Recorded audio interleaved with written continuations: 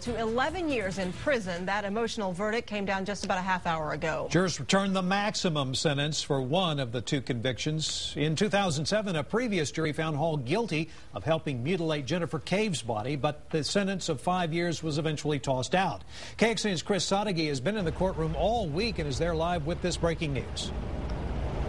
Well, after almost 6 hours of deliberations, that sentence came back, and when it was read, it was the Cave family who showed most of the emotion. Verdict of the jury. The defendant, Laura Ashley Hall, having been found guilty of the offense of hindering apprehension, we assess her punishment as follows. Confinement in jail for a period of 1 year. A fine of $4,000. The second may read. Verdict of the jury. The defendant, Laura Hall, having been found guilty of the offense of tampering with physical evidence, we assess her punishment at confinement in the Texas Department of Criminal Justice for a period of 10 years. In addition, we assess a fine of $10,000. Thank you very much.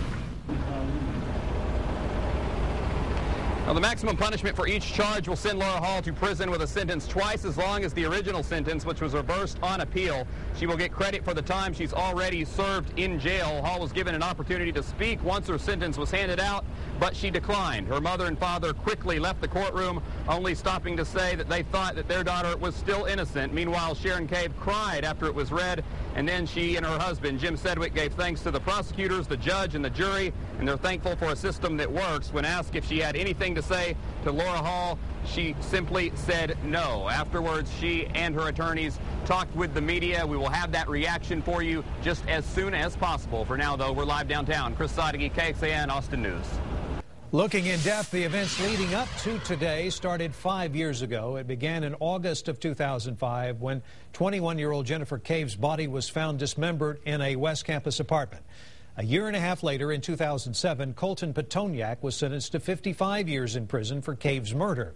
Later that year, a jury convicted Hall of helping dismember Cave's body and helping Petoniak evade arrest and sentenced her to 5 years in jail for her part. Hall appealed that sentence, and in February of last year, the Texas Third Court of Appeals threw it out. To read more about